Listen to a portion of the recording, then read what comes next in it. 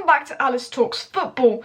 And well, with Manchester United, we hear the phrase a lot, give it time. It's a rebuild process. It's going to take 2 to 3 years to get back to where we want to be. Well, in this video, I thought I'm going to predict what Manchester United will look like in 3 years' time, because in 3 years' time, according to our rebuild plan, we'll be where we want to be. We'll be title contenders, challengers.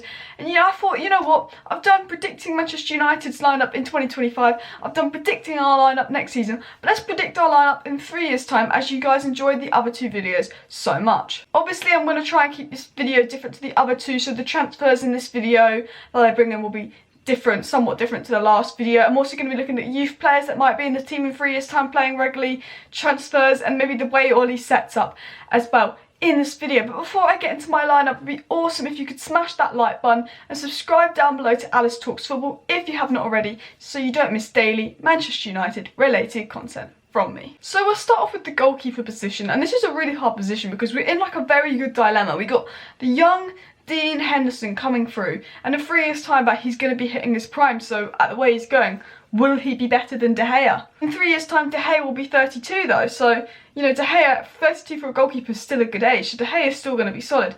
So it puts us in a hard dilemma, but you know what I think? I think Dean Henderson will be our first choice goalkeeper in 3 years' time, with De Gea there behind, because it's really healthy competition for Dean Henderson, and we'll keep De Gea for the first maybe year or 2 that Henderson's here as some healthy competition. In the right back slot, I've gone for the god himself, Aaron Wan-Bissaka. In 3 years' time he'll be 24, 25, and that's like just before his prime, and considering how good he is now, he's going to be insane then. But as the backup right back, no, I've not gone with Diogo Dalot because of his injury record and speculation of him leaving because maybe he wants to be a first team player. I've actually gone with a youth academy player that's played once before for Manchester United in the first team, Ethan Laird. Now, Ethan Laird, he played against Astana and he looked pretty solid.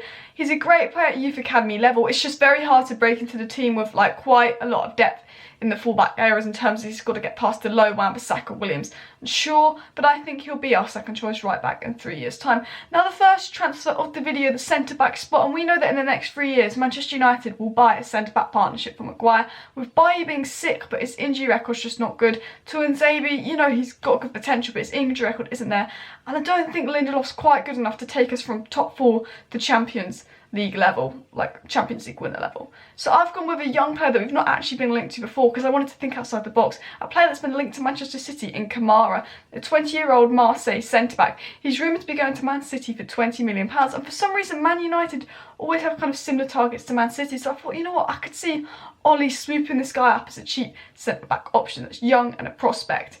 Now, the next centre-back is Harry Maguire, captain. He's brought for 80 million. Of course he's going to be playing for us in 3 years' time, otherwise that's some horrible business. Now, who are the backup centre-backs to Maguire and Kamara? Well, I've gone with Axel Tuanzebe and Eric Bailly. Now, in the left-back slot, we have Brandon Williams and Luke Shaw, but I think in 3 years' time, at the way it's going, Brandon Williams will be the first choice left-back, with Luke Shaw as healthy competition as backup. These guys have really improved each other. Brandon Williams coming in has given Luke Shaw some competition and a kick up the arse. And since Brandon Williams has took his place a bit, Luke Shaw's been really good. Now, this is where it gets interesting. The midfield, and one thing we know about Ole Gunnar Solskjaer is he has a thing about young English talent. I'm thinking, well, if I'm going to predict this in 3 years' time, at the way it's going, he's going to be buying British players still.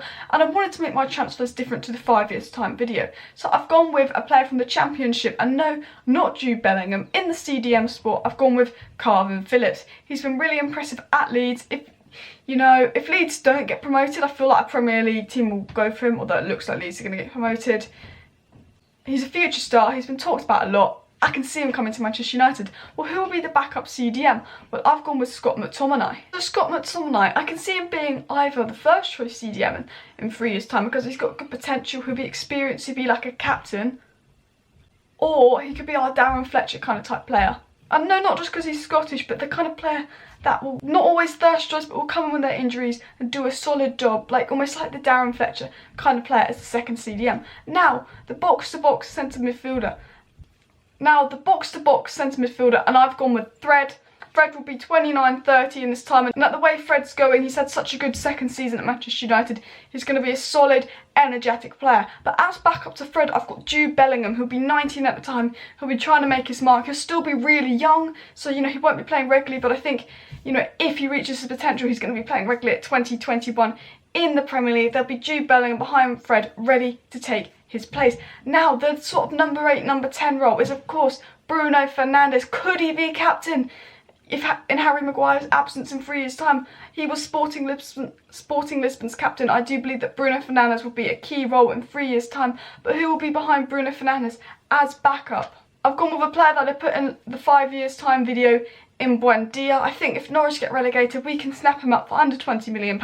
We need a backup cam. I don't think we should spend £60 million on Grealish when we've got Bruno in that position. We need more of a backup, and I don't want to spend £60 million on a backup. So I've gone with Buendia. And now onto the right winger in Jadon Sancho. There's no other right winger that we want other than Jadon Sancho.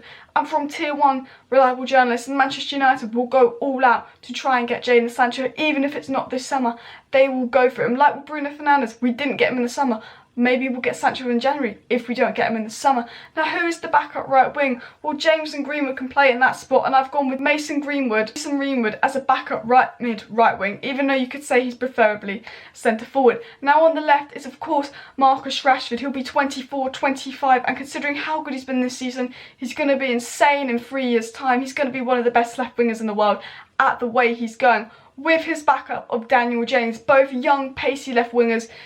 When Marcus gets tired, you've got James off the bench with his lethal pace, running at defenders. Now, the striker. Now, this is where it gets interesting, because are we going to bring in a new striker? That's the question. Well, you know what?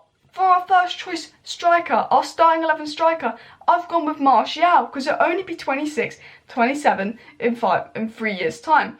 That means he's going to be in his prime. And I think with Martial, when he gets the service, we know that Martial can do the job. He's good. Martial has the potential to be a 20 goals a season striker. He just needs the service and constant game time. Now, under Oli, we've seen that he's now the first choice number 9, so he's getting game time. And with Bruno Fernandes, we've seen that he's getting the service. Look how good him and Bruno's link-up player is. As much as I'd like a Werner, I think that Martial will be our first choice striker. But who will be the second striker? Who will we bring in? Well, I'm going to go a little bit different, and he's going to come back to Old Trafford, and it's going to be Memphis Depay. He's going to be some healthy competition for Martial. He loves Manchester United. He doesn't mind being second choice to Martial. He can play across anywhere in the front three. He doesn't just have to be a centre forward. He can put some backup on the left, backup on the right. Memphis Depay. I'm pretty sure we have a buyback clause on him as well. I feel like he won't be that expensive. And I thought, you know what? Like, I want to make this different to the 5 years time video, so that's why I've gone with Memphis Depay. Obviously, I could do some honourable mentions to Hannibal. He could be coming through in 3 years' time. He'll be 19, maybe playing a few games. Jimmy Garner, Dylan Levitt, a lot of youth players as well. But I only did 2 players for each position. If you think I missed someone out, let me know in the comment section down below. Who do you expect to see at Manchester United, like playing for Manchester United in 3 years' time? You know, the squad that we're building towards, you know, well, it's probably 2 years' time now because it was 3 years' time last year. But, you know, give it time. We'll be where we want to be in 3 years' time. This is going to be our Premier League winning squad. Is that a Premier League winning squad on the screen? I don't know. Let me know your thoughts. It depends if they reach their potential or not. But yeah, this is my prediction of Manchester United in 3 years' time. Put yours in the comment section down below. Do you think Manchester United will be where they want to be in 3 years' time? Hit that like button. Subscribe down below to Alice Talks Football. Thank you for watching, and I'll see you in tomorrow's video.